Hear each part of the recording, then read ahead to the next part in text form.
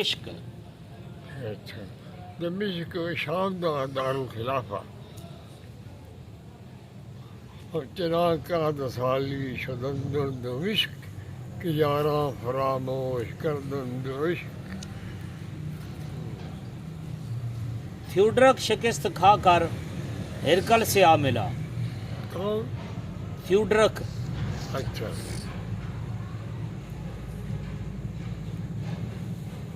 اور وہاں سے بے شمار فوج لے کر دمشق پہنچا. ہرکل بحال ہی مزید افواج کے جمع کرنے میں مصروف رہا. اسلامی فوج اجنادین سے ہٹ کر حمص اور دمشق کے درمیان خیمہ زن ہوئی. راستہ کی حفاظت اور گرداوری پر ذوالقلع حمیری متعین ہوئے. ذوالقلع حمیری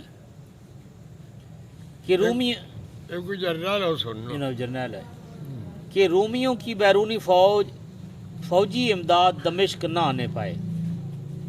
حمص سے دمشق تک جا بجا رومی چھونیاں امدادی فوجوں سے پٹی پڑی تھیں. غازیان اسلام انہیں شکست پر شکست دیتے ہوئے دمشق آ پہنچے. میدان دمشق رجب 14 ہجری. قلعہ دمشق قدیم، وسیع، نہایت مضبوط، سر بفلک برجوں اور فصیلوں سے گھرا ہوا ایک محفوظ مقام تھا. اس کے گرد کوسوں میں یونانی محافظ فوج پھیلی ہوئی تھی.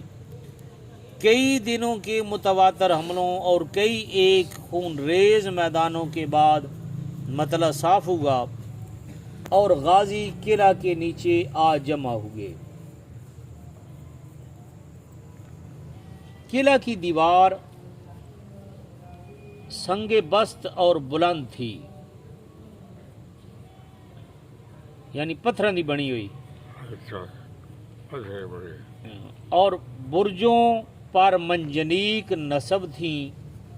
اچھا جی دوہری فصیل تھی. اطراف میں گہری خندق پانی سے لہراتی تھی. بارہا مسلمان حملہ آور ہوئے مگر کوئی فائدہ نہ ہوا. معصورین بیرونی زد سے بالکل محفوظ تھے اور اہل قلعہ جب چاہتے غازیوں کو نقصان پہنچا سکتے تھے.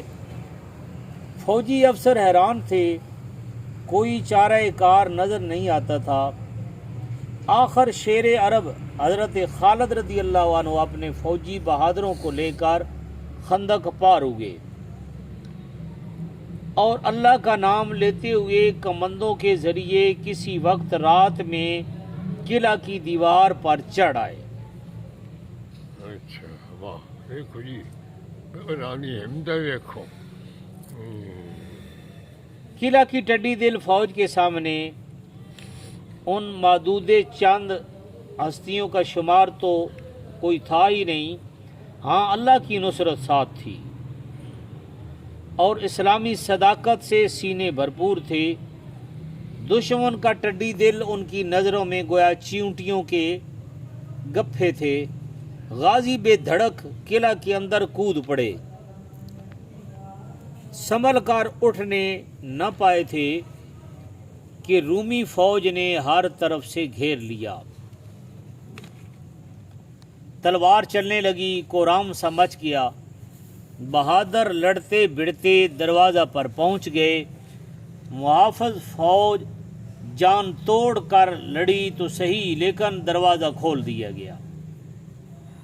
اسلامی فوج پہلے ہی تیار تھی. بلا رو قلعہ میں گھس آئی. صبح کی روشنی پھیل رہی تھی کہ برق انداز شمشیریں کودنے لگیں. غازی دھکیلتے چلے آئے اور رومی ہٹتے ہٹتے بھنچتے گئے. فراریوں کی بے تکی ریل پیل سے سینکڑوں سپاہی کچل کر رہ گئے. وہ قلعہ ہون بھی موجود ہے دمشق وچ، از کتابیں پڑھتے ہونے ہیں. قلعہ وارد گورنر دمشق رومیوں کی بدحواسی ایک بھاگ نکلا اور مقتولوں کی پھڑکتی لاشوں کا دل خراش منظر اپنی آنکھوں سے دیکھ رہے تھے۔ ان کے دل کانپ اٹھے، آخر علم صلح بلند ہوا۔ ابو عبیدہ سپہ سالار اعظم افواج اسلامیہ ابھی باہر تھے، وہ صلحاً داخل ہوئے۔ اس وقت آدھا شہر بذریعہ شمشیر فتح ہو چکا تھا۔ تلوار بند ہوئی۔ شرائط صلح کے موافق مفتوحہ علاقہ بھی صلحاً مفتوح سمجھا گیا۔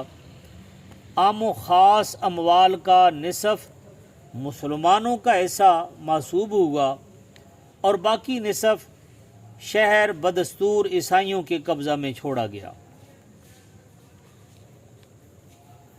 مفتوحہ شہر کے بہت سے گرجے بھی اسلامی حصہ میں آئے، لیکن سینٹ جان کا بڑا گرجا جہاں تلوار بند ہوئی 2 حصوں میں منقسم ہوا۔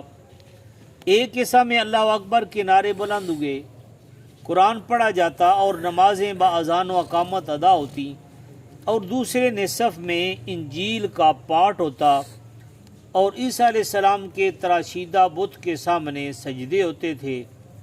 یہ واقعہ رجب 14 ہجری میں ختم ہوا۔ یزید برادر معاویہ اموی فوجی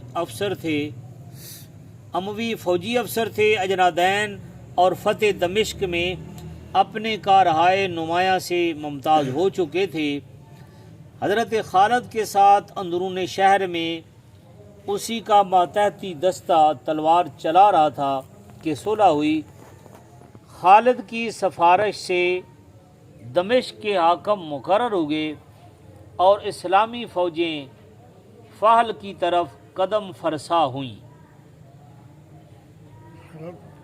حضرت امیر معاویہ اس سے یزید بن معاویہ کے ذریعے ہی اتنے وہ بادشاہ بنے ہیں نا، حضرت علی کے مقابلے جا کے ساری چیزیں آگے سن